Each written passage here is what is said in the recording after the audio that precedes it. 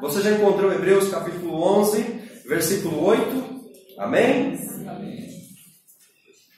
Vamos ler o texto da palavra de Deus. Pela fé Abraão obedeceu quando chamado, partindo para o lugar aonde receberia por herança, e partiu sem saber para onde ia. Pela fé peregrinou na terra da promessa, como se fosse terra estrangeira. Habitou em tendas com Isaque e Jacó, herdeiros com ele da mesma promessa, porque ele esperava a cidade que tem fundamentos, da qual Deus é o arquiteto e o construtor. Versículo número 17, agora, meu querido, do capítulo 11 de Hebreus. 17 diz: pela fé Abraão, quando provado, ofereceu Isaque para ser sacrificado. Sim, aquele que havia recebido as promessas estava a ponto de oferecer o seu único filho, sobre o qual se havia falado: em Isaque será contada a tua descendência. Verso 19: ele, Abraão, considerou que Deus era poderoso. Presta atenção nessa expressão, meu irmão. Deus era poderoso até para ressuscitar dos mortos, e assim também simbolicamente o recuperou. Amém? Que Deus aplique a sua palavra ao nosso coração. Hoje nós vamos falar sobre um Deus que se revela em ou no, através do relacionamento. Se você quer conhecer Deus, querido, a única estrada que você pode caminhar é a estrada de relacionamento. Se você quer conhecer mais a Deus, se você quer ter uma vida espiritual relevante, se você quer de fato ser encharcado pela presença e a glória de Deus, só existe um caminho para mim e para você. E esse caminho é relacionamento. E é justamente através da vida de Abraão que a gente tem esse start. Porque com Abraão, Deus trata através do relacionamento. Quando nós lemos o texto de Hebreus, e principalmente o livro do Gênesis, no capítulo 12, quando Deus chama Abraão, meus irmãos, nós não vamos encontrar lá, no chamado de Abraão, uma lista de regras, uma lista de mandamentos. Quando Deus se apresenta para Abraão, que era um homem ímpio, um homem que não conhecia Deus, um homem que vivia num ambiente de idolatria, quando Deus chega para Abraão e diz: Abraão, eu tenho um projeto para você. Abraão, através da sua vida e da sua descendência, eu quero construir um povo, e através deste povo, meu nome vai ser levado a todos os lugares da terra. Abraão, você vai ser o pai de uma grande nação. Mas quando Deus faz esse convite, esse chamado para Abraão, queridos, Deus não coloca previamente um contrato. Deus não estabelece para Abraão uma lista de regras e diz: Abraão, se você topar esse projeto, você vai ter que concordar com todas essas regras para que você então possa ser pai de uma grande nação. Não aconteceu isso, meu irmão, com Abraão. Deus não deu para ele uma lista de regras, de doutrinas, de preceitos e disse: se você concordar em cumprir tudo isso, eu vou usar você. Simplesmente Deus chega para aquele homem, para Abraão, e diz: Abraão, sai da tua terra e da tua parentela. Em outras palavras, Deus disse: Abraão, caminha na minha presença. Abraão, anda comigo, porque é nesse caminhar na minha presença, é você andar comigo que você vai me conhecer. Quanto mais você se relacionar comigo, Abraão, mais você vai me conhecer, porque eu já conheço você. E foi nesse caminhar, meus irmãos, de Abraão com Deus, é nesse andar com Deus, que Abraão pode desenvolver essa vida de fé, que o verso 19 diz que Abraão considerou que Deus era poderoso até mesmo para ressuscitar Isaque. Quando Abraão vai obedecer o chamado de Deus para oferecer Isaque em sacrifício, ele só faz isso porque o verso 19 diz que Abraão já havia caminhado, Abraão já havia se relacionado, Abraão já havia aprendido o suficiente de Deus para poder então ter essa convicção de que Deus poderia ressuscitar Isaque, porque em Isaque ele seria contado, ou a sua descendência seria contada. Então, querido, nessa noite, eu quero que você preste atenção nisso. Nós vamos falar sobre um Deus que se revela através de relacionamentos. Amém? Então, se você quer uma vida com Deus, não existe outra alternativa. Você vai ter que se relacionar com Ele. Você vai ter que andar com Ele. Você vai ter que caminhar com Ele. Porque Deus é um Deus relacional. Nós sabemos que Deus se revela através da Trindade, Pai, Filho e Espírito Santo. Nós sabemos que o Pai é o Criador, aquele que fez todas as coisas. E esse Deus Pai Criador, ele está descrito, ele é muito ativo, principalmente no Antigo Testamento. No Antigo Testamento você não vai ouvir o nome Jesus. Você não vai ouvir o nome Espírito Santo, mas Jesus e o Espírito Santo estão junto com o Pai no Antigo Testamento. O Filho, Jesus Cristo, Ele é o Salvador. E você vai encontrar o Salvador mais especificamente nos Evangelhos. Quando você lê os 4 Evangelhos, você encontra ali o Filho, Jesus, se revelando, se tornando carne. E nós vamos encontrar o Deus Espírito Santo a partir de Atos dos Apóstolos, até o final do Novo Testamento e até o dia de hoje. Então você tem o Deus Pai que se manifesta, que se revela mais acentuadamente no Antigo Testamento. Você tem o Filho Jesus Cristo que é revelado nos Evangelhos. E agora nós temos então o Espírito Santo que nos acompanha nas nossas vidas. Então Deus Pai, Deus Filho e Deus Espírito Santo, uma trindade. E essa mesma forma de Deus se revelar, de Deus compartilhar em 3 pessoas, o apóstolo Paulo descreve no livro de Efésios, por exemplo, no capítulo 1, do verso 3 até o verso 10. Quando Paulo trata sobre esse tema, em Efésios capítulo 1, verso 3 e verso 10, até o 10, Paulo diz assim, que Deus, o Pai, é aquele que abençoa, é aquele que elege e é aquele que predestina. O Pai elegeu, o Pai predestinou, o Pai abençoou vocês. Do verso 3 até o verso 6, do verso 7 até o verso número 12 de Efésios capítulo 1, Paulo fala sobre o Filho Jesus Cristo. E ele diz que o Filho é aquele que redime, é aquele que perdoa, é aquele que salva. E depois lá no verso 13 e no verso 14, Paulo fala que o Espírito Santo é aquele que sela, é aquele que dá a garantia, a certeza de que nós somos filhos de Deus. E Paulo encerra essas 3 sessões com a expressão para o louvor da sua glória. Então o Deus Pai age, o Deus Filho age e o Deus Espírito Santo também age. E dessa forma, meus irmãos, nós vemos um Deus que é relacional. Um Deus que age dessa maneira e a partir dessa ótica de relacionamento. E a gente vê o Deus relacional agindo desde o princípio da Bíblia. Gênesis capítulo 1, verso 1 e 2. No princípio criou Deus o céu e a terra. A terra era sem forma e vazia. E o Espírito de Deus pairava sobre a face das águas. Ali está o Pai, ali está o Filho e ali está o Espírito. No princípio criou Deus. Deus é a palavra Elohim, no plural. E quando nós lemos João capítulo 1, de verso 1 até o verso 12, João diz, no princípio era o verbo estava com Deus, e o verbo era Deus. Então nós vemos já no Gênesis, na criação, o Deus Pai presente, o Deus Filho presente e o Deus Espírito Santo presente, e eles comungando deste relacionamento. Quando a gente vai para o capítulo 2, quando Deus forma o homem, existe um termo lá, façamos o homem a nossa imagem e semelhança. Então esse Deus relacional, ele está presente desde a criação, passando pelo Jardim do Éden, porque no capítulo 3 nós vamos ver que Deus ele vinha todo dia, final da tarde, para se relacionar com Adão e Eva. Deus vinha para conversar com Adão e Eva, porque Deus é um Deus relacional. E esse Deus, meus irmãos, relacional, ele não muda a sua forma de ser, nem mesmo com o pecado. Capítulo 3 de Gênesis, o homem peca, Adão e Eva pecam. Deus expulsa eles do Jardim do Éden, mas Deus não muda a sua forma de agir. Capítulo 4, nós vemos Deus chegando para Caim, dizendo, Caim, por que você está com o rosto caído?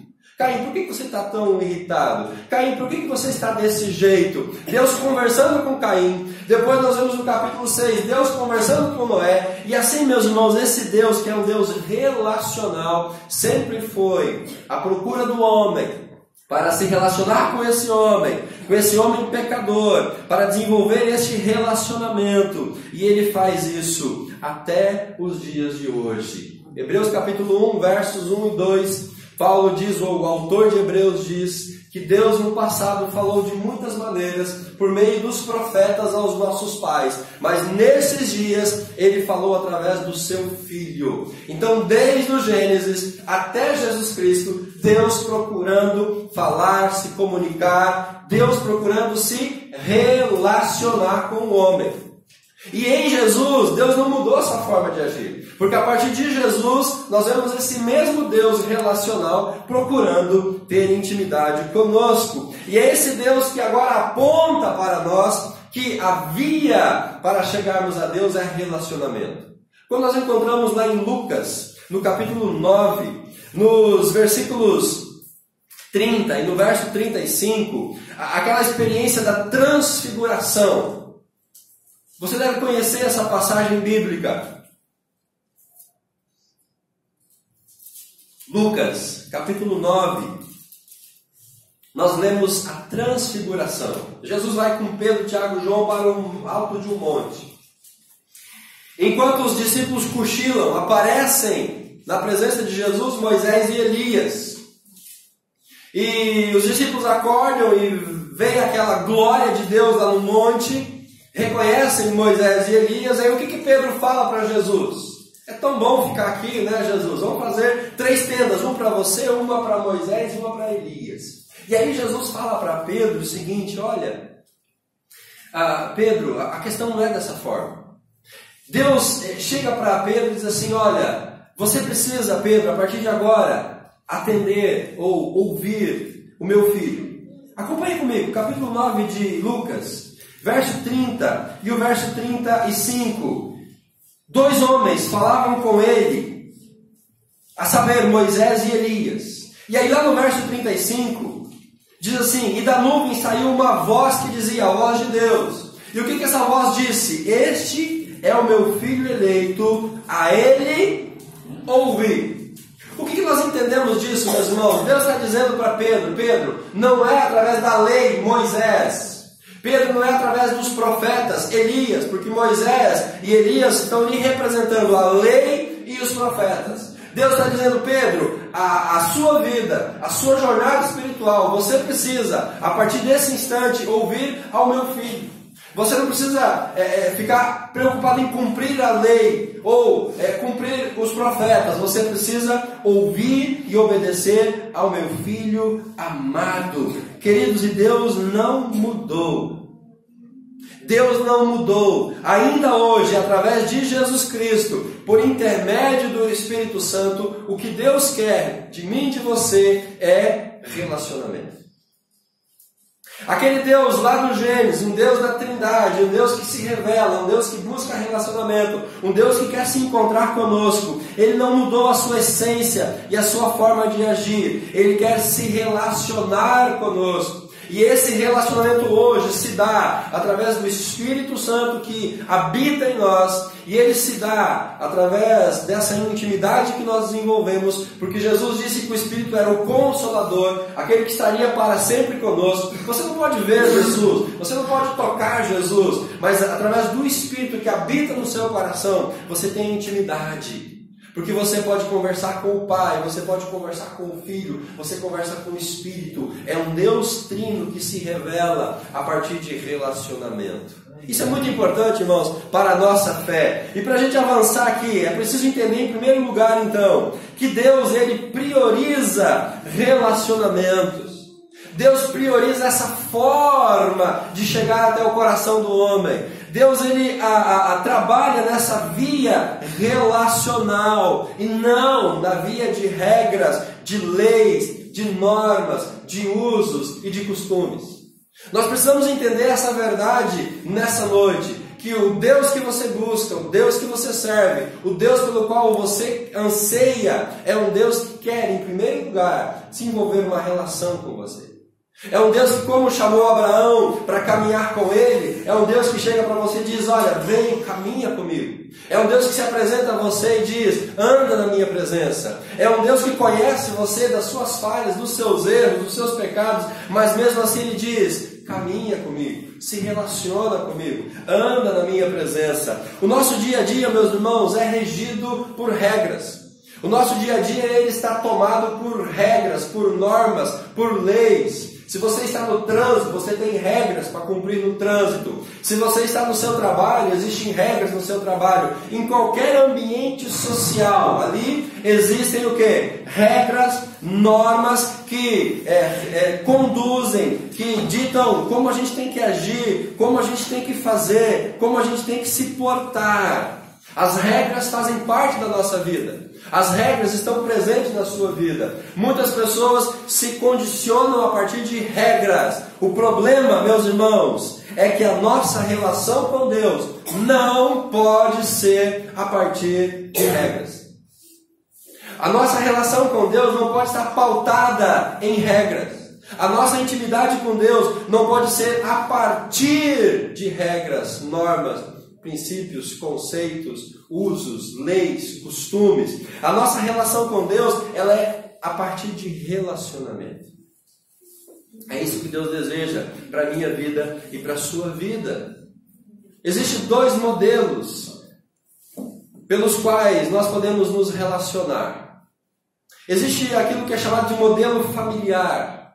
E nesse modelo familiar, o que vem primeiro é relacionamento e não as regras. E aí eu uso como exemplo para falar sobre esse modelo familiar, o dia que você nasceu.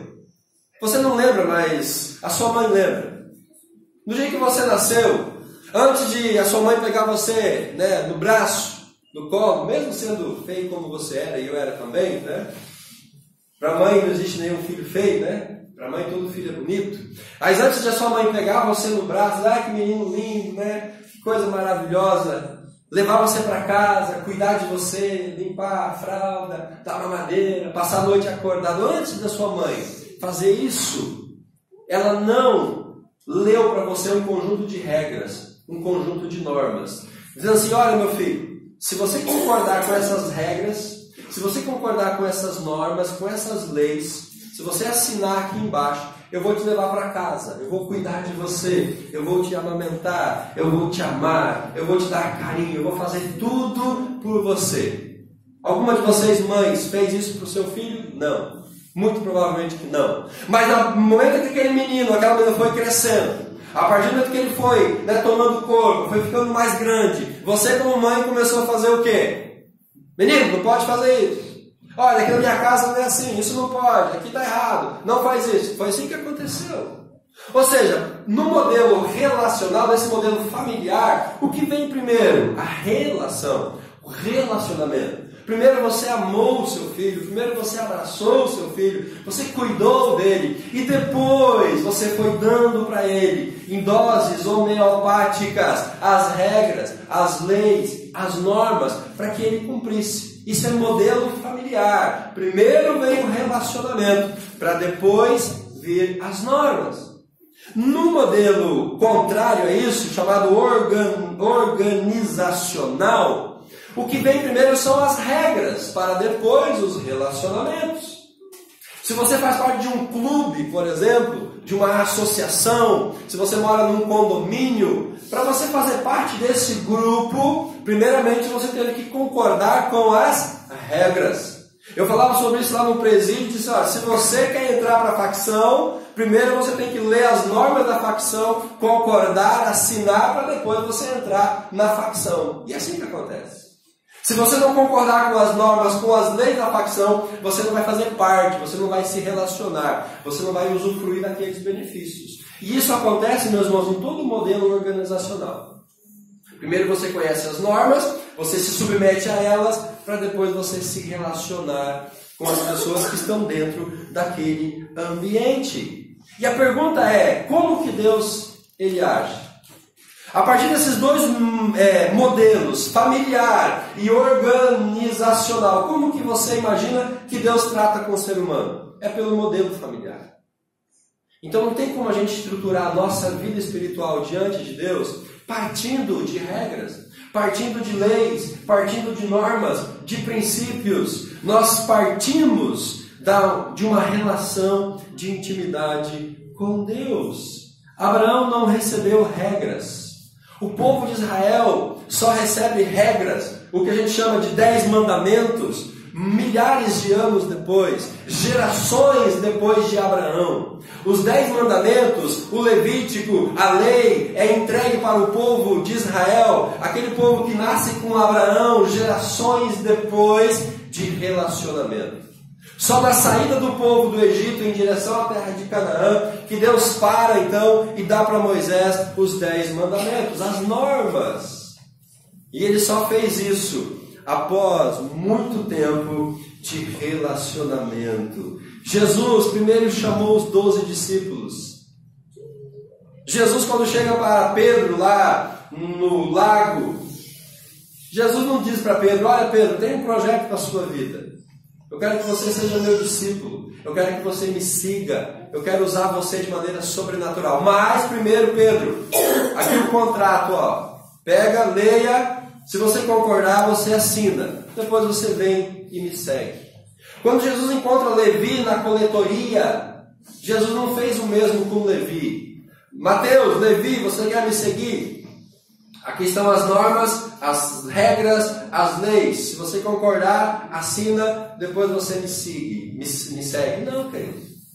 Jesus simplesmente aparecia para aqueles homens e dizia: siga-me, ande comigo. E nesse processo de andar com Jesus, Jesus ia então ministrando ao coração daqueles homens. Jesus ia ensinando os seus princípios, as suas leis, as suas normas. Então, meus irmãos, Deus sempre adota e adotou e vai adotar um modelo familiar de relacionamento com você.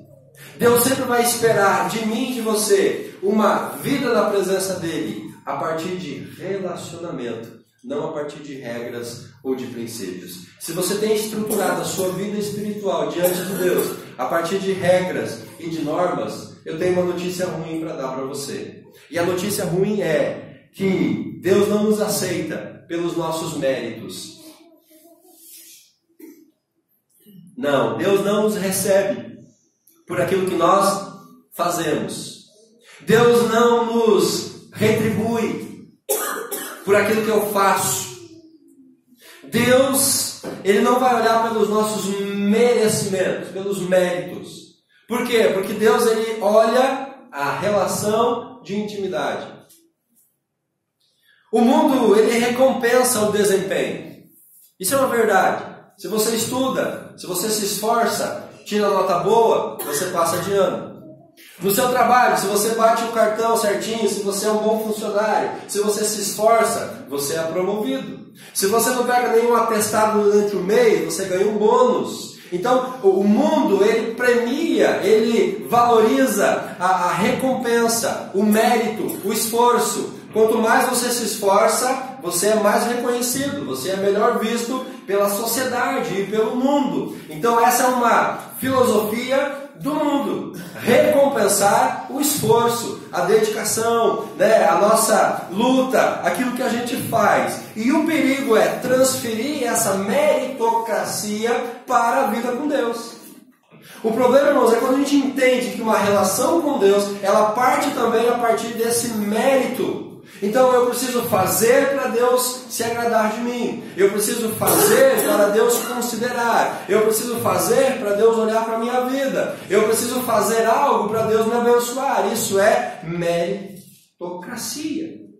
E Deus, Ele não vai se relacionar conosco a partir desse princípio dos méritos. Não é o meu desempenho religioso que me aproxima de Deus. Não é o quanto eu sou bom religiosamente que vai me levar diante de Deus. Você pode visitar todas as igrejas evangélicas de Foz do Iguaçu e pedir para todos os líderes a lista de normas, de regras, de princípios daquela igreja. Você pode então se esforçar para cumprir todos aqueles princípios. Depois você vai lá na mesquita islâmica e pede lá para o sheik quais são as normas do Islã. E aí você faz tudo aquilo que o Islã diz. E aí você vai para o budismo, para o hinduísmo, para o catolicismo e pega as normas, as leis e se esforça e faz tudo direitinho. Mesmo você fazendo tudo, cumprindo todas as normas de todas as religiões do mundo, você corre o risco de ir para o inferno. Por quê, meus irmãos? Porque não é o nosso mérito. E quem fala isso não sou eu. Quem fala isso é o apóstolo Paulo. Efésios capítulo 2, versos 8 e verso 9. O que Paulo diz nesse texto? Porque pela graça vocês são salvos por meio da fé. E isso não vem de vós, é um dom de Deus. Olha o verso 9. Não vem das obras, para que ninguém se glorie. Não é mérito, querido. Desculpe, não é mérito.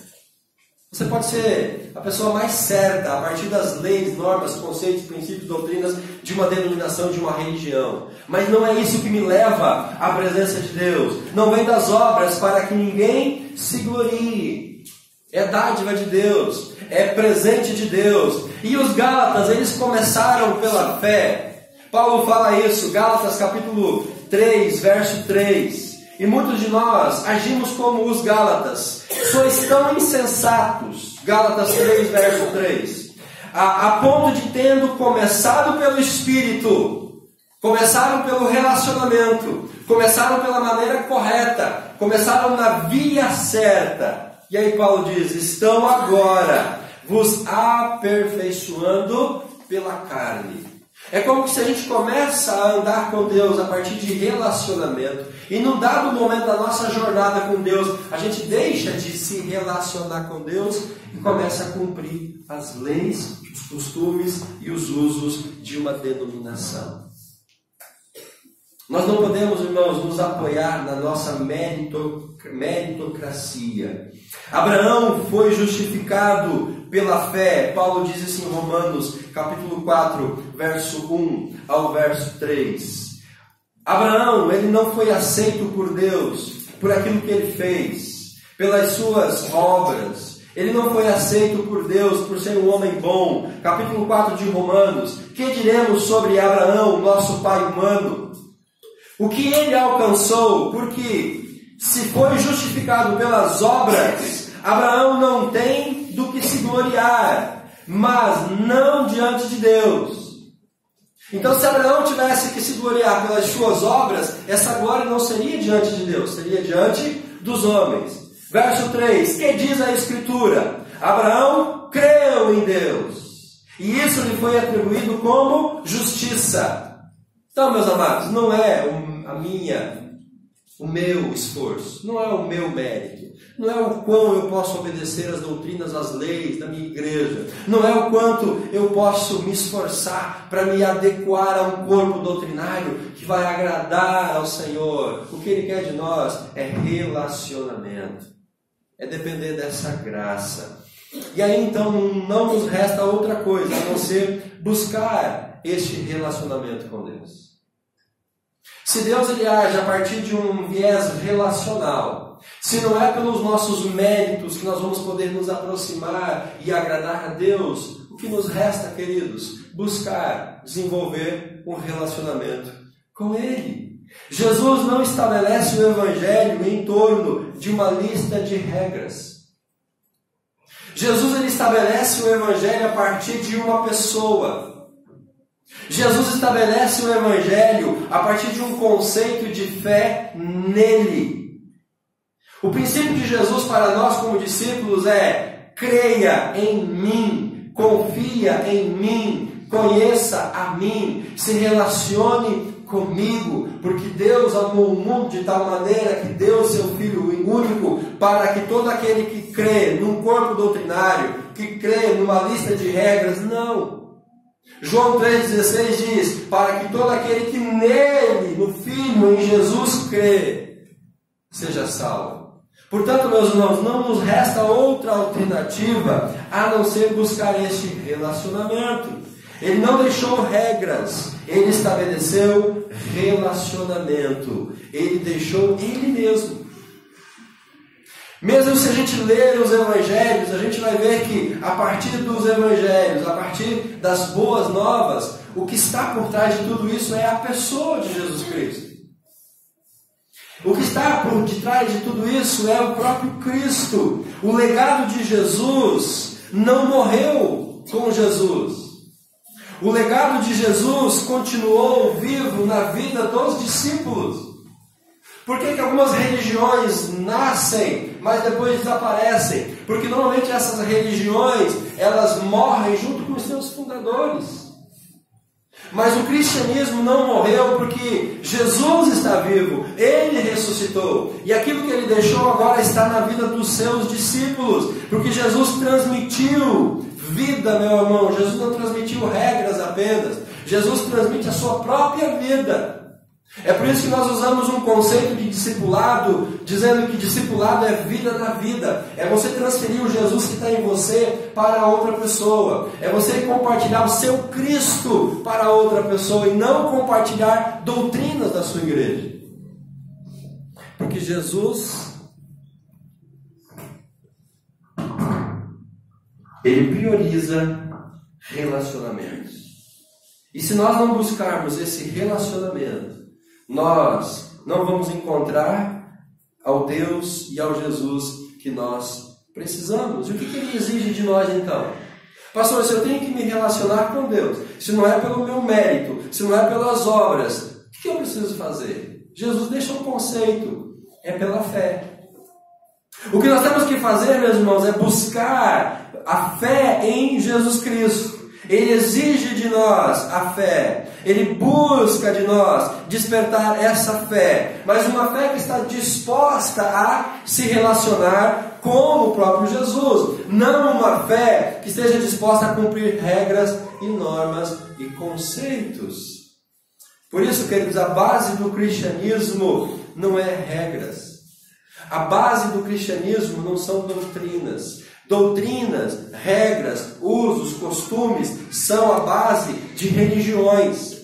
E quem criou as religiões fomos nós, fomos os seres humanos. Mas a base do cristianismo, a base do evangelho, aquilo que Jesus quer de nós é relacionamento. Se você se dispor a relacionar-se com Jesus, você vai poder agradar a Deus. Você vai poder chegar na presença dEle. E a sua vida será tremendamente impactada, porque a base do cristianismo não são regras, é uma vida de relacionamento com Ele. Amém? Você conseguiu entender esse conceito? Um Deus que é trino, um Deus que é uma trindade, é um Pai, é um Filho e um Espírito Santo, que se relacionam entre si, mas que se relacionam com o homem. É um Deus que parte a partir desse relacionamento, Ele se revela a nós. É um Deus que, por priorizar relacionamentos, não vai retribuir o nosso mérito. E se nós queremos essa vida com o Senhor, nós temos que ter essa intimidade com Ele. Se você conseguir entender isso, meu irmão, nessa noite, a sua vida espiritual, a partir de hoje, vai sofrer uma grande transformação, uma grande mudança. Amém? Se você puder ficar de pé, eu quero concluir fazendo algumas considerações.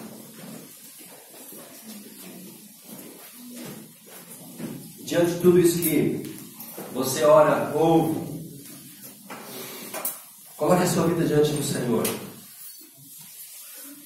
Apresente o seu coração diante dele nesse momento. Coloque o seu coração diante do altar. Fale com Deus agora.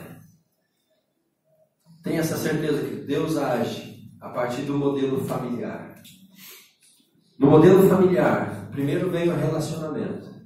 Depois surgem as regras, os princípios e as normas. E Deus não vai mudar a sua forma de agir. Deus não vai mudar a sua forma de ser.